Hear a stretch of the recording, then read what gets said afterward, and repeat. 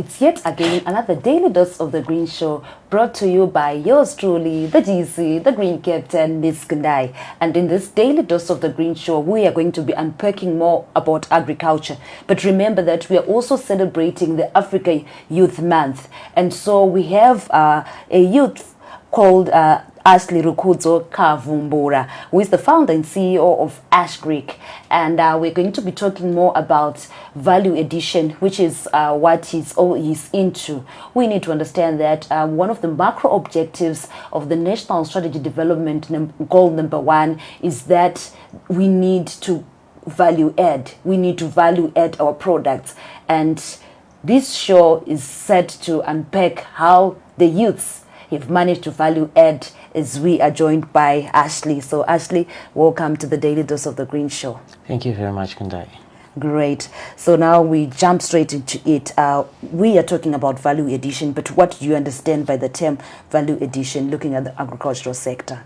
So looking at the agricultural sector, we've realized that we are currently endowed with a lot of natural resources, but at times we cannot utilize them fully, or rather sell them to someone else because of the nature they are in. So at times we have to add value to them so that we give them a new structure, new properties, so that they are either consumable or more usable, thereby adding value to them so that people can now then appreciate them and use them in a more sustainable and more useful way. All right. So what led you into value addition? So basically, I'm a person who has got a background and an interest in food. But then when I went to college, I then took up agricultural economics and development. So from the key principles of economics, we have to be people who try to utilize best the resources that we have. So trying to marry that with agriculture, that's when the idea of value-adding products now came in. Okay. So just after college, that's when I then jumped into this value addition agribusiness. So Ashley, now looking at your product lines, can you shed more light regarding how you are providing the added value that we are talking about?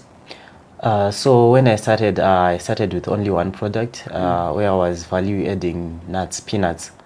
So this idea of value adding peanuts came from my background. I'm a groundnut farmer. So I was trying to find a way of pushing my groundnuts and getting more value from them. So that's when I decided to do snacks, which were peanuts which were coated with chocolate. And along the way, that's when I started to introduce more products like herbal teas and honey that is infused with herbs. Okay, so what have you brought us today? So I just brought a sample of herbal teas and the honey. So I've got honey that is infused with herbs, like this one, it's infused with garlic and ginger.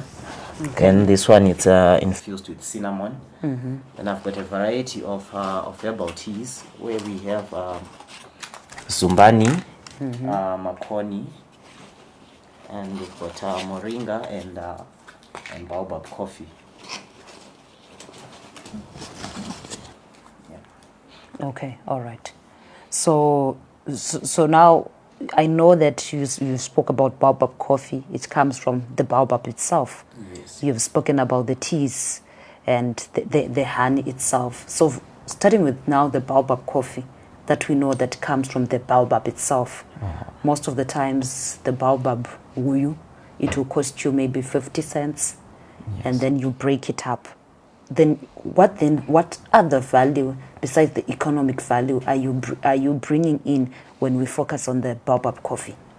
Okay, so in terms of our value addition, we believe that there is no waste product, but rather that which you deem as the waste is a major raw material or key ingredient for another product. So what we do is we've got people who are into making baobab drinks.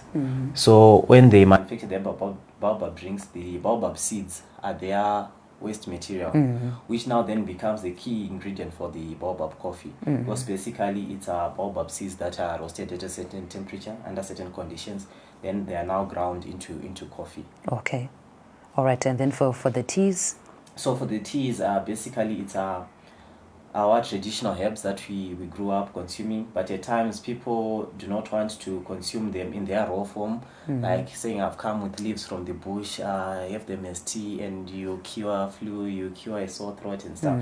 So we found a way of trying to process them without putting in additives or any preservatives, and then grounding them up so that a person can now then consume them the normal way they consume their usual daily tea or daily coffee. Okay, all right. All right. So, how do you think that value addition will drive towards the upper middle class economy now that you're already in the space in the sector? So as we look into the food sector, we realize that a lot of people are now trying to shift to our traditional foods. So at times people want to consume these foods, but they either don't know where to get them, or they get them in a form that is not palatable.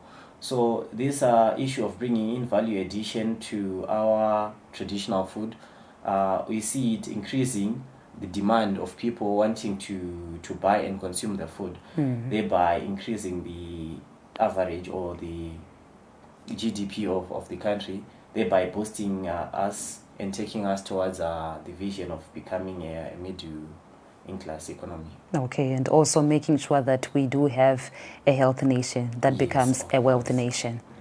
All right. Thank you very much for coming through, Ashley, and for shedding more light in regards to value addition. Here at the Daily Dose, at the Green Show, we do emulate what you are doing and also appreciate what you're doing as we celebrate the Africa Youth Month. We believe that you represent the approximately 13 million people in Zimbabwe, which are actually the youths that are out there. And we need to play a part towards Vision 2030. We need to play a part towards Agenda 2063 as we drive towards the upper middle class economy, which then speaks to the Africa we want. So we need to play a part. And value addition, with this, I don't think you have a stress of looking for a farm. No.